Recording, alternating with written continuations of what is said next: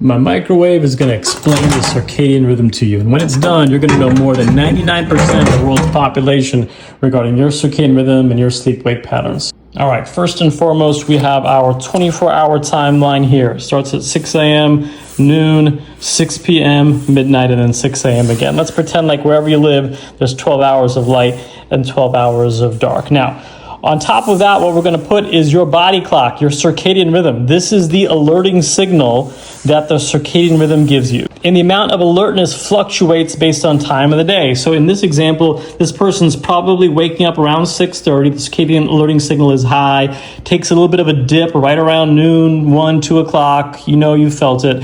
And then it revs up. And it revs up quite high in the evening time naturally, and then falls away right around the time that you start to feel sleepy and go to sleep. So in this example, this person is probably waking up around 6:30 and going to bed probably around 10 o'clock. That alerting signal stays low throughout the night, and then it revs back up again and starts the very next day. It's in a 24-hour loop. The best way to demonstrate that is by putting these into loops. So that's what we're going to do.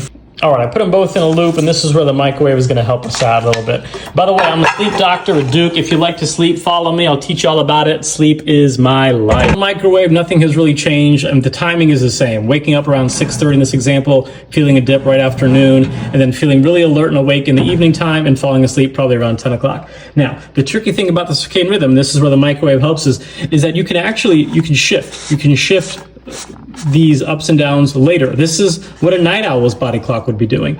They want to go to bed perhaps around 1 a.m. naturally based on an alerting signal. And they want to wake up, lo and behold, much later in the morning. 6 a.m. is not going to work for them. Their body clock revs up much later because, again, it's a 24-hour loop. So when you shift, everything shifts.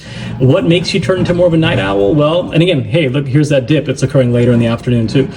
What makes you a night owl? Well, getting excessive light exposure just prior to bed will shift you in that direction. If you're an adolescent, young adult, you tend to be a night owl naturally. That's why teens hate waking up early in the morning.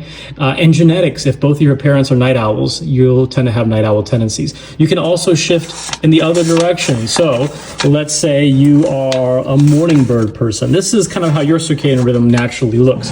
You tend to want to wake up super early, around 5 or so. The dip occurs perhaps 10, 11 o'clock, revs up nicely, and by like 8, 9 o'clock, you are done. This might be your natural schedule based on your genetics, and also when you get older, when you hit your golden years, everything tends to shift earlier, and that's why Grandpa can wake up at 4 a.m., but he is ready to go to bed at 8 p.m.